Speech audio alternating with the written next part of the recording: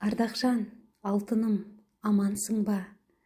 Мен әлем мұсылмандарының бірі ретінде ораза тұтып жүрмін. Биылғы оразаға да аман жеткізіп, парызды орындауға денсаулық пен қуат берген Аллаға шүкірлік етудемін. Себебі аялдамада көлік күтіп тұрған жолаушыдай халдеміз ғой күнім. Әр күніміздің бағасы қымбат. Ораза тұту деген сөзді ең алғаш жасым 4-5 шамасында әкемнен естігенмін. Таңертеңгі шай үстінде апам ораза тұтты ма деп анамнан сұрады. Анам басын изеді. Ол сөздің мәнін сұрамадым. Үлкендердің сөздеріне араласпайтын қатаң тәртіптен болар.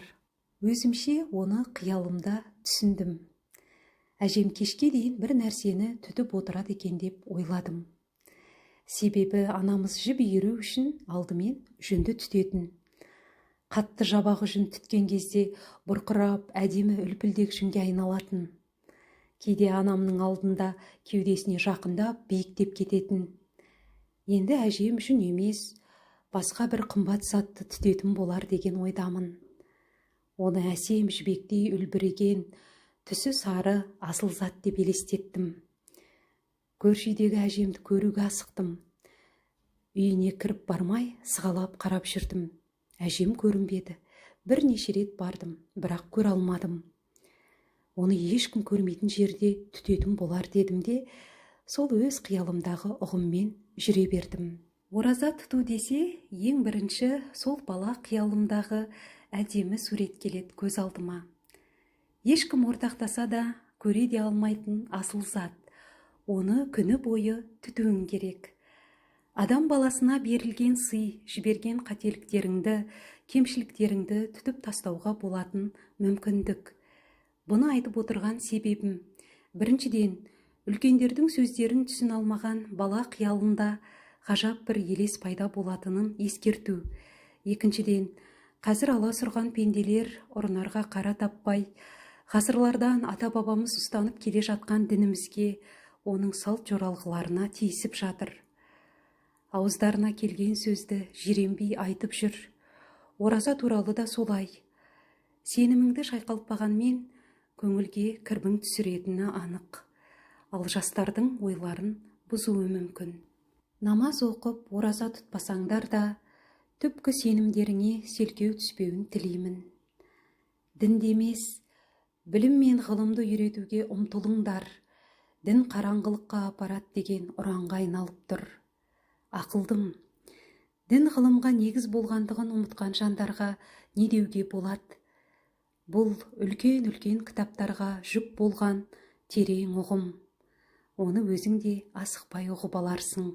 Мен бір нәрсені ғана ескерткім келіп отыр.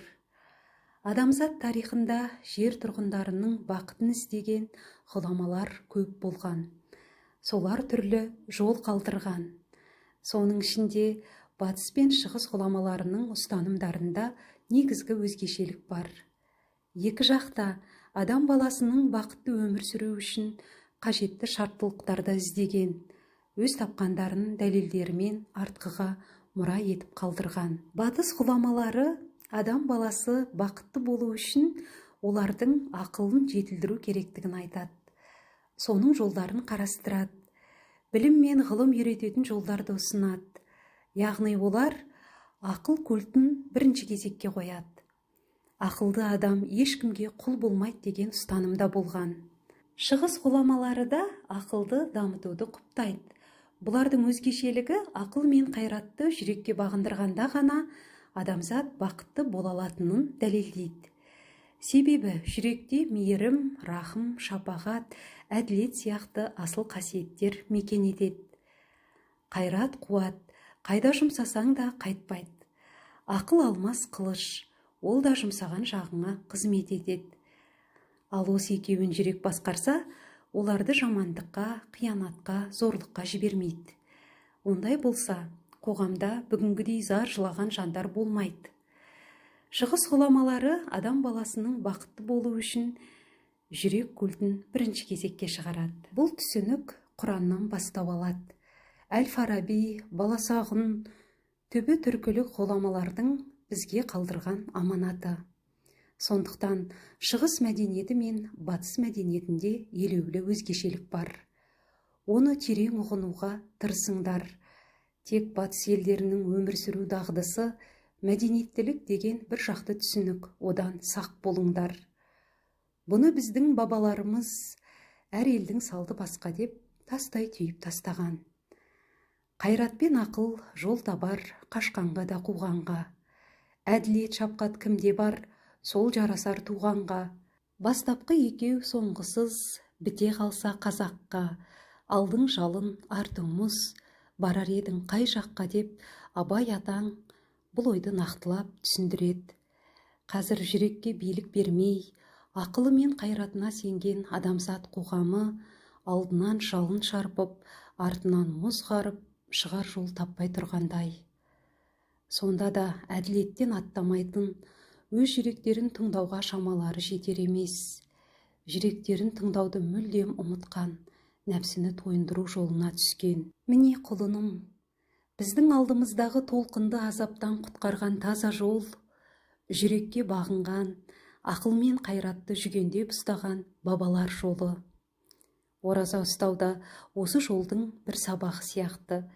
Тек ішіп жеуді тоқтату емес, өзіңе өзің есеп беру, жақсылық жасай алмасаң, ешкімді ренжітпеу, ойыңды тазарту, айналаңа жақсылық тілеу, бойыңда құтыла алмай жүрген жағымсыз әдеттер болса, темекі тарту, ішімдікке әуестенушілік, өтірік айтып, біреулерді алдап пайда табу, солардан құтылуға, істемеуге қадам жасау.